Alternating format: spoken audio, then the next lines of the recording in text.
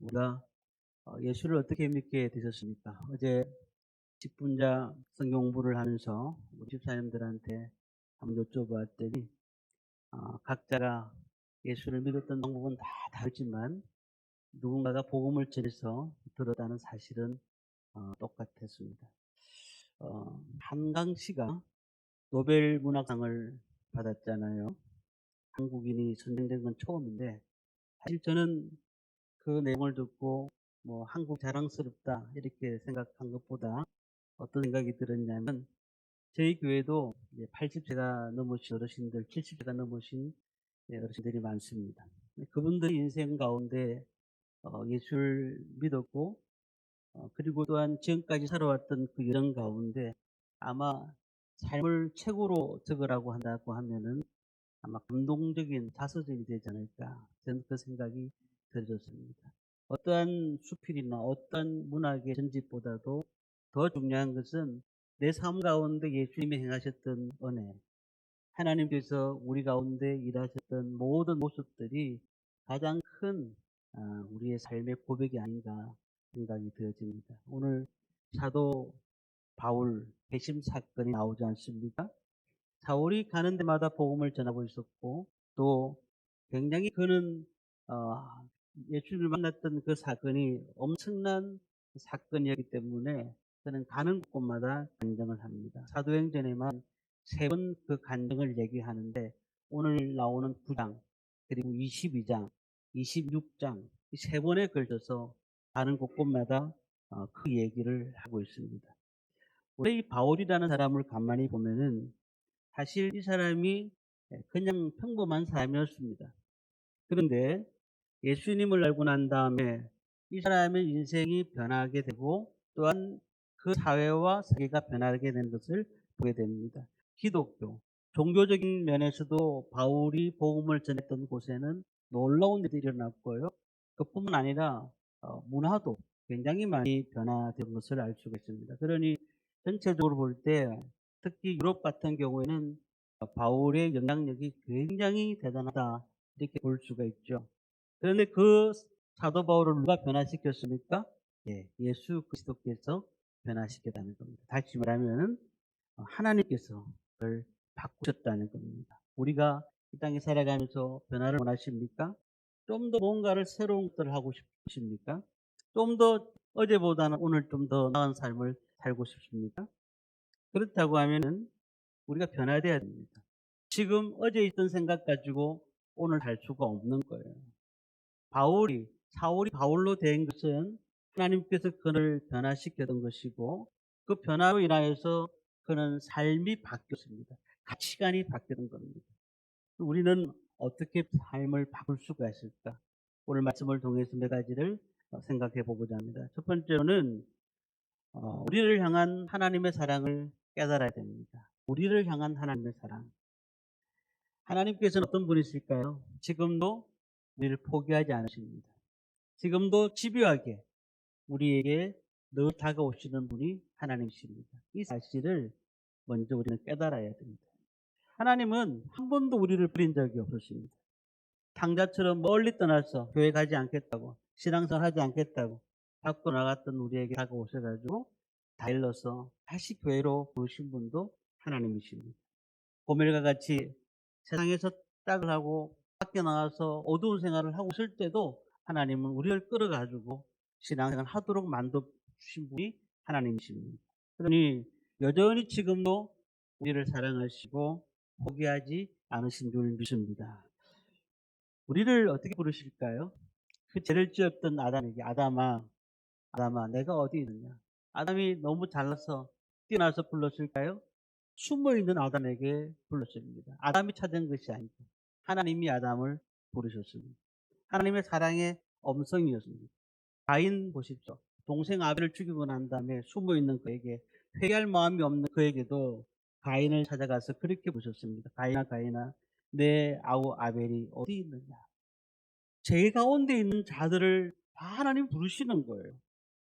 바울을 보시면 압니다. 이 바울이 예수 믿는 사람을 잡으려고 그냥 그의 열정을 가지고 최선을 다하며 다녔습니다.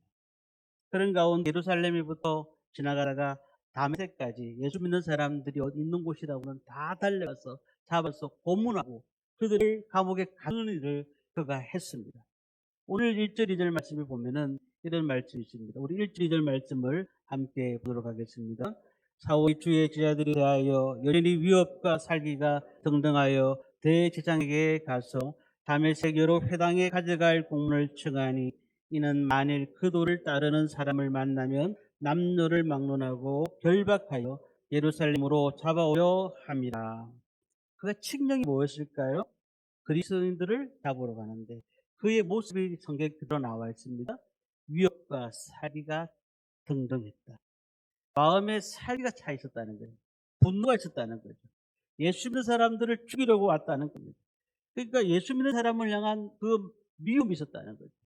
그때에 그 미움을 가지고 다메섹으로 향할 때에 예수님께서 나타나셨어요.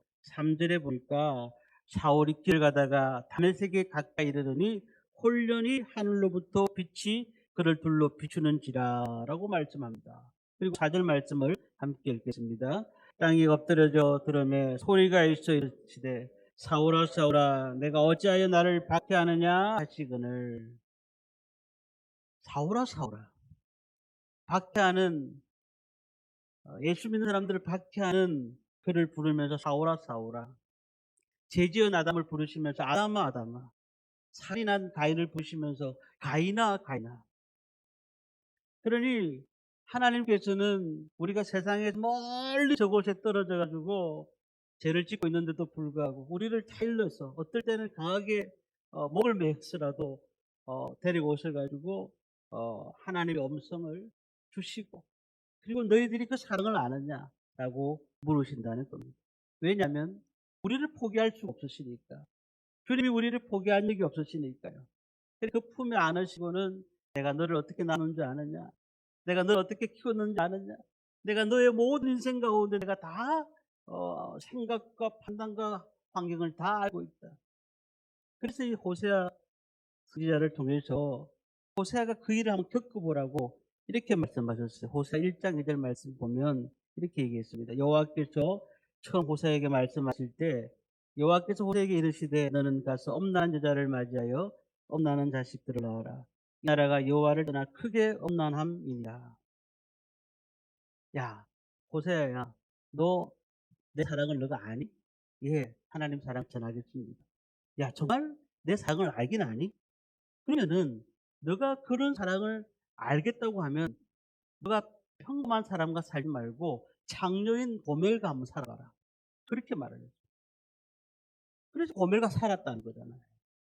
수없이 하나님께서는 이스라엘 민족들을 하나님의 백성으로서 데려오고 어떻게 하든지 달래가지고 데려와서 앉혀놓고, 그런데도 널 사랑한다, 널 사랑한다 그렇게 말씀하시는데도 불구하고 그들이 밖으로 막 나가는 거, 밖으로. 하나님의 심정을 너가 한번 알아보라는 거예요. 내가 하나님의 심정을 충분히 알고 있느냐고 물어보시는 겁니다. 왜요? 이런 명령을 내리신 이유가 뭘까요? 하나님의 사랑을 보여주시기 위해서. 우리를 향한 메시지도 그런 겁니다. 야 정말 지금까지 너가 내 사랑을 알고 있느냐? 야 내가 계속 너한테 이런 얘기를 하고 음성을 들려주는데 너는 그 음성을 듣지 못하느냐? 왜 데려다 놓으면 죄를 짓고 세상을 향해 또 달려가느냐?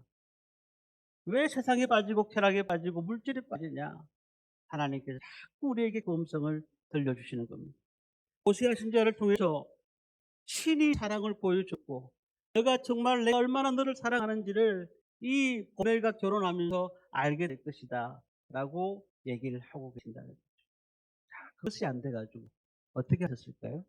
인간의 몸을 입고 이 땅에 오셨을 겁니다. 왜요? 그분의 사랑을 정확하게 다시 보여주시기 위해서 예수님께서 이 땅에 오시게 된 것입니다. 내가 얼마나 사랑하는지 아느냐. 그러면 예수님께서 말씀합니다. 누가복음 15장부터 쭉 말씀하는데 그 첫 번째 비유가 뭔지 아십니까? 잃어버린 목자의 비유. 잃어버린 양의 목자의 비유를 말씀합니다. 그 당시에 다들 목축업을 했거든요. 그래서 예수님은 어느 날 누구나 잘 알기 쉬운 그 목자와 양의 관계를 얘기를 하시는 겁니다. 야, 너희에게 100마리의 양이 있다고 생각해 보자. 그중에 한 마리가 밖으로 뛰쳐나갔다. 그러면 99마리가 있지 않겠느냐. 뭐 한 마리 죽으면 그만이지. 뭐 99마리 잘 죽으면 되지 않겠느냐. 그런데 이 99마리를 우리가 가둬두고는 이 한 마리를 찾기 위해서 물 건너서 산을 건너서 가치에 찔리면서 그 잃어버린 한 마리를 찾기 위해서 이 목자는 달려간단다. 그렇게 말씀하죠.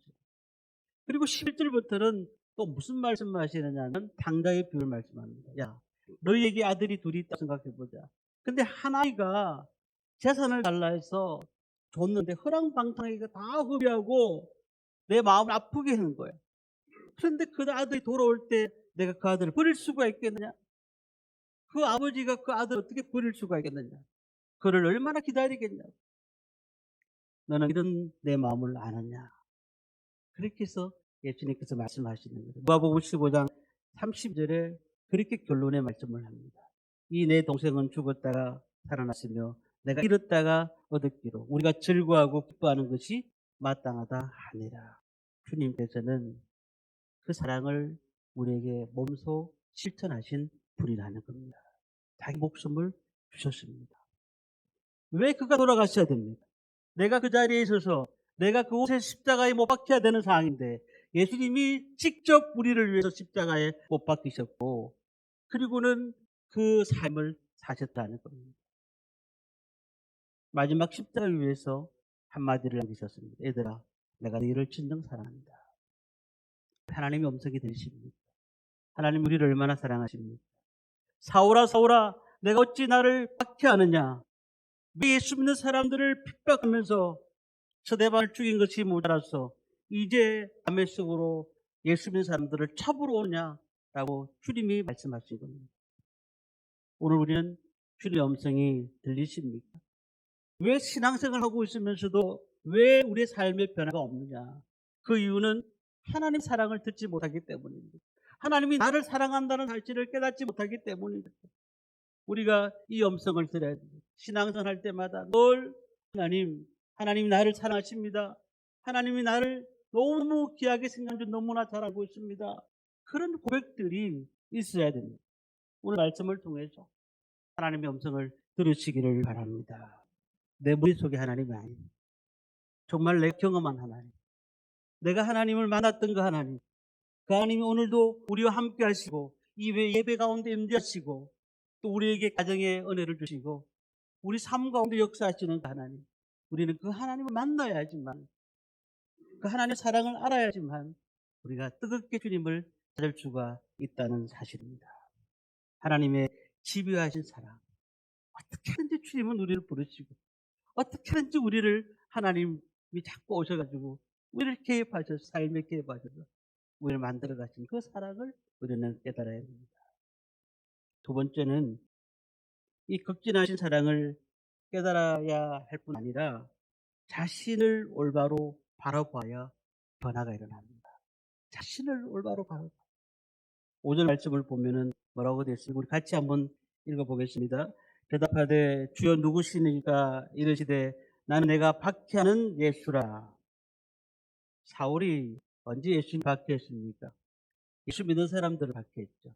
예수 믿는 사람들을 박해했더니 예수님께서 너 그 아들 박해하는 것은 나를 박해하는 것이라고 말씀하셨어요. 그 사울 마음에는 뭐가 있었을까요? 늘 열심히 있었습니다. 어떤 열심이요? 예수 믿는 사람들을 잡아 죽이려고 하는 그들을 옥에 가두는 열심이 있었던 겁니다. 그 마음속에 머릿속에는 한 가지밖에 없었습니다. 잘못된 저들을 다 가둬야 되겠다. 저들을 죽여야 되겠다. 우리가 사실 예수 믿는데 가장 방해되는 것이 뭔지 아십니까? 주위 환경을 보니까 뭐 교회를 다니는 데 있어서 환경도 직장도 뭐 가족들도 어떻게 보면 예수를 믿는데 방해가 되는 경우도 있습니다. 그런데 신앙생활의 가장 걸림돌이 되는 게 무엇이냐? 이것은 결국은 다른 것도 아니고 내 자신이라는 겁니다. 사울이 그랬습니다. 사울이 예수를 믿진 않았지만 그는 하나님을 믿었어요. 그 자신의 견해를 봤을 때 예수님은 가짜였던 겁니다. 자신이 봤을 때 예수 믿는 사람들은 이 세상에 없어야 될 존재였다는 사실입니다. 그래서 가책도 없이 서대반을 가감하게 죽였습니다.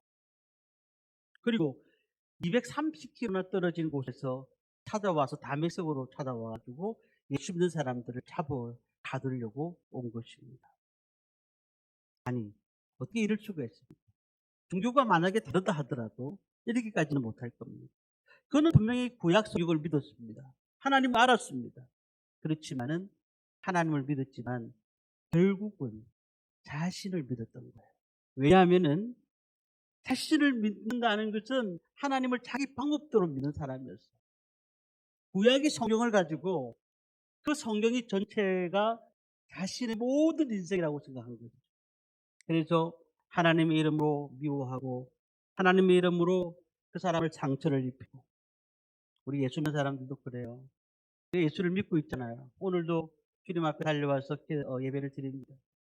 그런데 교회에 와서 늘 보면은 성도들과 관계 속에서 어떤 분들은 그냥 치료해주고 그들과 함께 회복해주고 이렇게 좋은 얘기해주면 참 좋겠는데, 어떨 때는 보면은 그냥 좋지 않은 얘기로 해가지고 마음을 상하게 하는 경우도 있습니다. 뭐 누구의 이름으로? 하나님 이름으로 그런데요. 그렇게 하면서 그렇게 하는 것도 많습니다.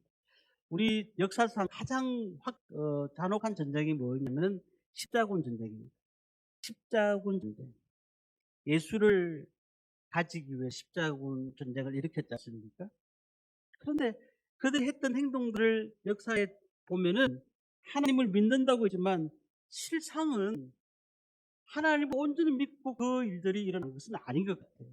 얼마나 악독했는지, 하나님의 이름으로 잘못된 행위들이 너무너무 많았다는 사실입니다. 오늘 우리가 교회 나온 지 10년, 20년이 되었는데 하나님의 이름으로 사람의 마음에 칼을 꽂기도 하고, 그리고 목회자들은 같이 모여가지고 서로를 비판하고 정죄할 때도 얼마나 많습니다. 그렇다면 하나님을 믿는 것이 아니에요.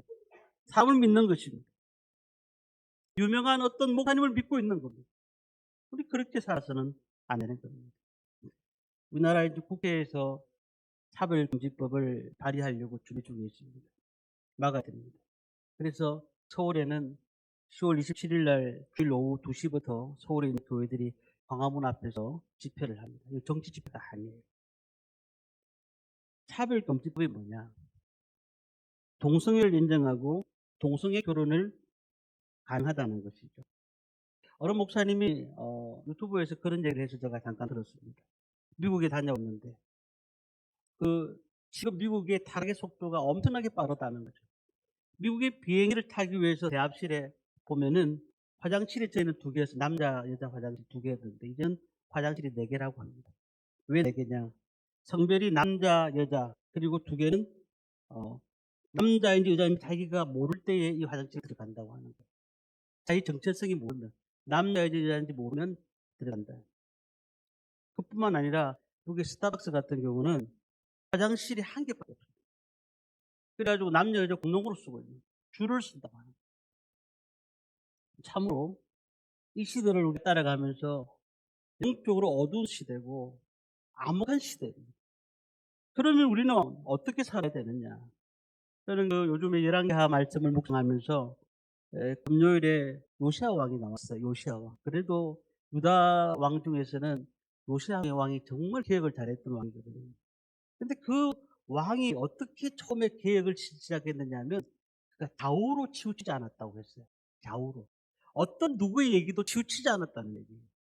성전 수리하는데 율법책을 발견하게 됩니다. 그리고 그 책을 읽는 중에 옷을 찢었다고 했어요. 마음을 찢었어요. 선조들이 지금까지 하나님의 말씀을 두고 자기 마음대로 하나님을 믿었던 거예요. 하나님을 섬긴 것이 아니라 시대에 맞춰서 하나님을 섬긴 것입니다.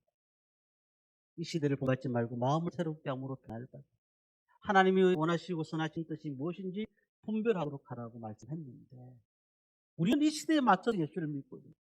이 시대에 맞춰서 하나님을 섬기고 있는 거예요. 하나님을 믿는 사람이라고 하면은 말씀 앞에 서는 사람들이에요. 그러니 우리가 나서서는 안 돼요. 하나님의 이름이 높아져야 되는 겁니다. 내 중심이 되어서 신앙생활 해서는 안 됩니다. 하나님이 이곳에 계시고 성전에 계시고 우리 가운데 오셔서 늘 말씀하시고 은혜를 주시다면 그 하나님 앞에 우리의 삶을 비추어야 된다는 겁니다. 우리 하나님을 나라를 쏜다는 게 뭔지 아십니까? 제가 잘 아는 목사님이 어느 교회를 사역하고 계십니다. 근데 그 교회를 저한테 얘기하면서 사임을 하겠다. 그리고 개척을 준비한다 하십니다. 제가 목사님 그건 무슨 말씀입니까? 교회가 교인들이 한 100여 명 되는데 왜 그게 개척을 하시려고 합니까? 라고 했더니 다시는 교회를 통해서 뭘 얻고자 하는 게 아니다. 교회를 그만두고 다른 데 가서 하나님의 나라를 건설하기 위해서 가겠다고 말하는 거죠. 저는 그 얘기가 참 은혜가 되었습니다. 우리가 뭐 교인들이 100명, 200명, 300명, 1000명 그렇게 하면서 성도들을 잘 훈련시켜서 그냥 그들이 그냥 하나님 나라 세우는 것이 중요하지 않느냐? 자신이 먼저 본을 보겠다는 거잖아요. 자신. 지난주도 말씀드렸지만 누가 작은 교회 와서 예배를 드리겠습니까? 누가 작은 교회 와서 주의를 하겠습니까? 부담이 되는데. 그런데 우리는 하나님 나라의 목적을 가지고 있다고 하면 하나님께서 이 교회를 세우신 목적과 방향을 알고 있다면은 우리는 사람을 바라보지 않는다는 겁니다. 하나님을 바라본다는 겁니다. 하나님을 바라본다는 것은 하나님의 말씀을 바라보는 겁니다. 꿈이 있는 교회가 뭐 때문에 이 교회에 세웠습니까? 우리 자신이 하나님을 세워가는 것이 아니라 하나님 말씀 앞에 우리가 세워지는 것입니다. 이것이 믿음입니다. 다메섹에서 사울은 자신을 바라보았습니다. 그 정오의 낮이 얼마나 밝습니까? 그런데 그 태양보다도 몇십 배, 몇백 배 밝은 빛이 사울에게 비친 것입니다. 사울이 도저히 견딜 수 없을 때에 그가 시력을 잃고 땅에 꼬꾸러집니다. 주여 누구시오니까? 그가 주님을 알고 난 다음에 자신이 가졌던 신앙은 잘못된 것을 깨닫게 되었다는 겁니다. 그리고 그가 디모데전서 1장 13절에 뭐라고 하시는지 아십니까? 이렇게 말씀합니다.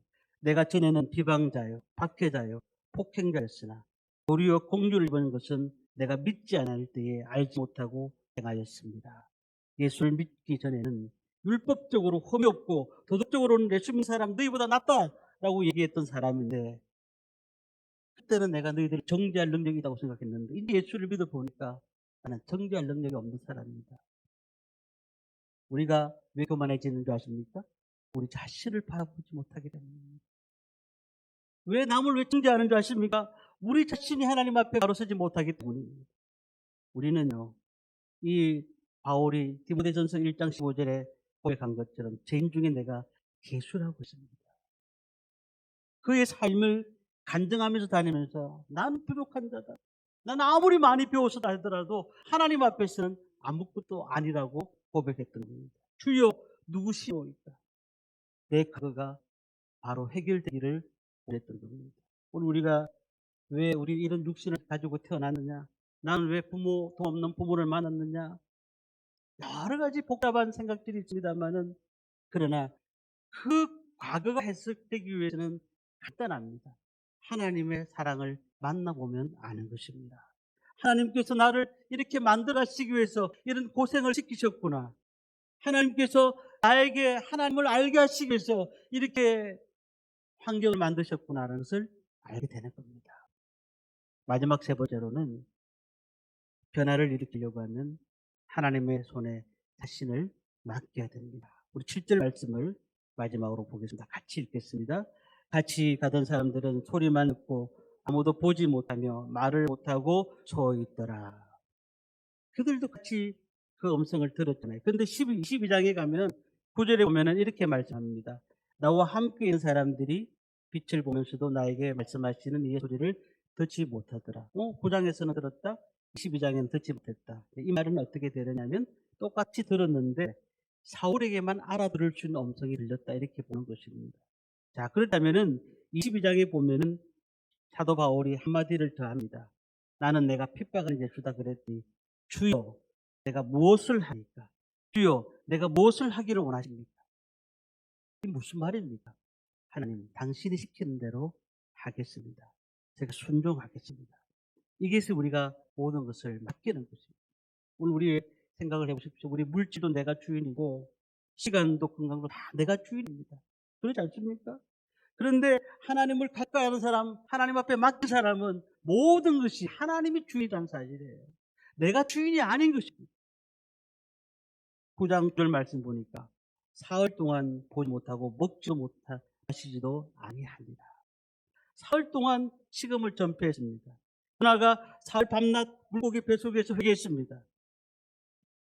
아브라함 이삭을 바치기 위해서 사흘 동안 고통 가운데 그 길을 걸어갔습니다. 예수님께서 십자가에 사흘 후에 부활하셨습니다. 고통의 날들이 필요한 거예요. 하나님을 만나기 위해서 우리 인생 가운데 그런 고통이 필요한 겁니다. 그런데요, 그때 무엇을 느낄 수 있습니까? 하나님의 음성을 알 수가 있는 겁니다. 하나님의 음성을 알 수가 있어요. 사울과 요나는 들었습니다. 그러나 가인은 듣지 않았다는 거예요. 오늘 우리는 하나님을 만남으로 자신을 바라보는 겁니다. 우리 교회사에서 얼마나 많은 사람들이 그렇게 하나님을 만나고 변화된지 몰라요. 우리가 잘 아는 감리교를 창시한 웨슬레 같은 사람들은 평범한 교인이었습니다. 교회에 다니는 사람이었습니다. 그런데 갑자기 자기가 배를 타고 가는데 배에 풍랑을 만난 겁니다. 도저히 살 가망성이 없습니다. 야, 죽으면 어떡하냐. 그런데 그 옆에서 보니까 사람들이 모여서 찬송을 부르고 있는 겁니다. 편안하게 찬송을 부르고. 그때 자기가 생각했습니다. 내가 교회를 형식적으로 다녔구나. 저렇게 풍랑이 일어나는데 저들이 저 가운데서도 찬송을 하고 있는 모습들이 대단하다. 그리고는 그가 하나님을 만났다는 거 아니에요. 무릎을 꿇고. 말틴 루터도 마찬가지입니다. 평범한 교인입니다. 젊은 시절에 어느 날 같이 친구들과 들판으로 놀러 갔습니다. 근데 갑자기 비가 쏟아지더니 벼락이 갑자기 칩니다. 근데 친구만 벼락에 맞고 자기는 살아버린 거예요. 얼마나 겁이 났는지. 그 순간 하나님을 체험하기 시작합니다. 오늘 우리가 아담아, 사울아, 가인아 그들에게만 부르신 것이 아니에요. 오늘 우리 성도님들에게 부르십니다. 지금 우리가 어떤 상황을 통해 부르십니까? 질병을 통해서, 자식들의 아픔을 통해서, 사고를 통해서, 여러 가지 괴로움을 통해서, 물질의 문제를 통해서 부르시는 겁니다. 그때 우리는 어떻게 해야 될까요? 하나님, 제가 여기 있습니다. 모든 것을 생각하지 않고 하나님 앞에 응답하시기 바랍니다. 그리고 답하시기를 바랍니다. 주여, 내가 여기 있나이다. 제가 주님의 음성을 듣겠습니다. 오늘도 그렇게 고백하시면서 우리 삶에 변화가 일어나서 하나님이 기뻐하시는 삶을 살아드리는 저와 성도님들 되시기를 주님의 이름으로 축원합니다.